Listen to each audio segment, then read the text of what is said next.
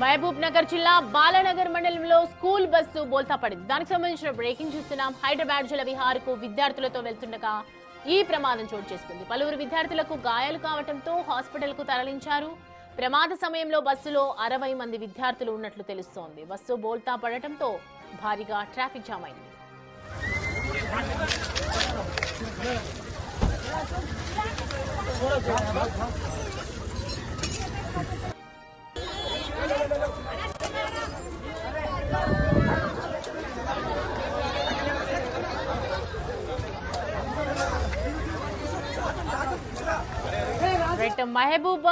మహబూబ్ నగర్ జిల్లాకు సంబంధించినటువంటి విజువల్స్ మనం చూస్తున్నాము. జరిగినటువంటి ప్రమాదంకి గల విజువల్స్ మనం చూడొచ్చు స్క్రీన్ మీద.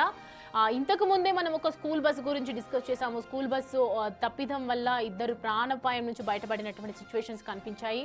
మరి ఇప్పుడు మరొక రోడ్డు ప్రమాదం చూసుకుంటే గనుక స్కూల్ బస్సు ఇక్కడ బోల్తా పడినటువంటి దృశ్యాలు కనిపిస్తూ ఉన్నాయి. అక్కడ ఉన్నటువంటి స్థానికాధికారులు పర్యవేక్షణ కోసం అక్కడికి రావడం జరిగింది. అండ్ హైదరాబాద్ జలవిహార్కు వెళ్తుండటంతో విద్యార్థులతో ఇటు వెకేషన్ కి వెళ్తున్నటువంటి సందర్భంగా ఈ ప్రమాదం జరిగినట్లుగా అర్థమవుతోంది. పలు విద్యార్థులకు గాయాలు కావడంతో ఇటు హాస్పిటల్ కు తరలించారు. విద్యార్థులను బయటికి తీస్తున్నటువంటి దృశ్యాలు అక్కడ ఉన్నటువంటి వాళ్ళని మనం చూస్తూ ఉన్నాము. ఒక్కసారిగా భయాందోళనకు గురవుతున్న అండ్ తీవ్ర గాయాలు కూడా అయినట్లుగా అర్థమవుతుంది. మనం చూస్తూ ఉన్నాము. మంత్రి వాకిటి శ్రీహరి అక్కడికి చేరుకొని పరిస్థితికి గల కారణాలను అడిగి తెలుసుకుంటూ ఉన్నారు. అసలు పరిస్థితి పూర్తిగా ఆరా తీసినటువంటి ప్రయత్నం చేస్తూ ఉన్నారు. అండ్ పూర్తిగా చూసుకుంటే కనుక ఎంతో మంది సహాయక చర్య బృందం కూడా చేరుకొని పోలీసు అధికారులు కూడా పర్యవేక్షిస్తున్నారు. వారిని కాపాడే ప్రయత్నం అయితే చేస్తూ ఉన్నారు. ప్రస్తుతానికి మంత్రి వెంటనే ఈ విషయం తెలుసుకున్న వెంటనే మంత్రి వాకిటి శ్రీహరి అక్కడికి చేరుకొని ప్రమాదాన్ని అదుపులోకి చేసే ప్రయత్నం చేస్తూ ఉన్నారు. అండ్ బస్సులో 60 మంది విద్యార్థులు మొత్తం ఉన్నట్లుగా అర్థమవుతుంది. ఒకవైపు కారు చూసుకుంటే కనుక కారు వెనుక భాగం మొత్తం నుజ్జైనటువంటి పరిస్థితి. అక్కడ ఎంతో పెద్ద తీవ్రమైనటువంటి ప్రమాదమే జరిగిందని చెప్పాలి. ఒక్క ప్రమాదం కాదు, ఒక స్కూల్ బస్సు బోల్తా పడింది. మరోవైపు ట్రాఫిక్ జామ్ కూడా కనిపిస్తుంది మనకి. అండ్ ప్రస్తుతం అయితే అక్కడ అధికారులు పర్యవేక్షిస్తూ ఉన్నారు.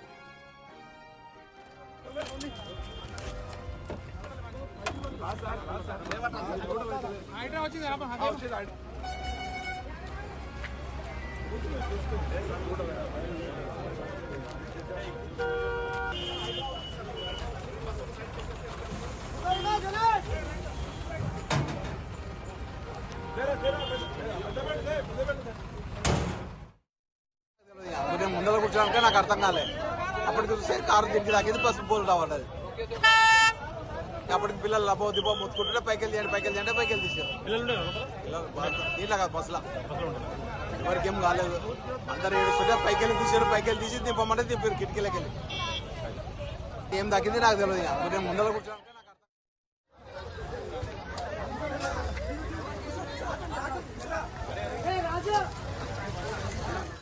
రైట్. ఈ అంశానికి సంబంధించి పూర్తి డీటెయిల్స్ అందించడానికి మా ప్రతినిధి శంకర్ మనకి అందుబాటులో ఉన్నారు. శంకర్, ప్రస్తుతం అక్కడ పరిస్థితి ఏ విధంగా ఉంది? పిల్లలకి ఏమైనా ప్రమాదం జరిగిందా? అక్కడ ఉన్నటువంటి సిచ్యువేషన్ ఏంటి? అసలు యాక్సిడెంట్ ఏ విధంగా జరిగింది? డీటెయిల్స్ చెప్పండి. చూసిన మహబూబ్ నగర్ జిల్లా జడ్చల్ల జాతీయ రహదారిపై ఘోర రోడ్డు ప్రమాదం చోటు చేసుకుంది. బాలనగర్ మండలానికి సమీపంలో ఉన్నటువంటి పెద్దాయపల్లి జియో పంపు పెట్రోల్ బంకు ఎదురుగా ఈ ప్రమాదం చోటు చేసుకుంది.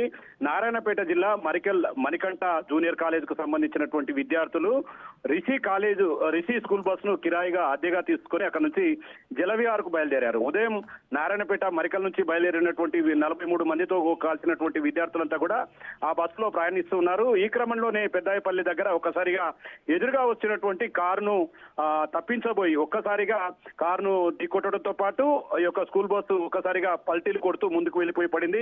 ఒక్కసారిగా ఈ ప్రమాదం చూడడంతో వెంటనే అక్కడ ఉన్నటువంటి స్థానికులు పెను ప్రమాదం జరిగి ఉంటుందని చెప్పి కూడా హుటాహుటిన ప్రమాద ఘటనా స్థలానికి చేరుకున్నారు. అక్కడ చూడగా ఒక్కసారిగా అక్కడ ఉన్నటువంటి స్థానికులంతా కూడా భయాందోళనకు గురయ్యారు. లోపల ఉన్న వాళ్ళంతా కూడా విద్యార్థులే. మొత్తంగా దాంట్లో 43 మంది పైగా విద్యార్థులు ఉన్నట్టుగా తెలుస్తుంది. వెంటనే స్థానికులంతా కూడా పల్టీ పడ్డటువంటి బస్సులో నుండి పలికిన కిటికీ అద్దాలు కావచ్చు, మరోవైపు ముందు భాగం నుంచి చాలా మంది బయటికి ప్రయత్నం చేస్తున్నారు. మనం విజువల్స్ లో చూస్తే చాలా దారుణమైనటువంటి ప్రమాదంగా దీన్ని చూడవచ్చు.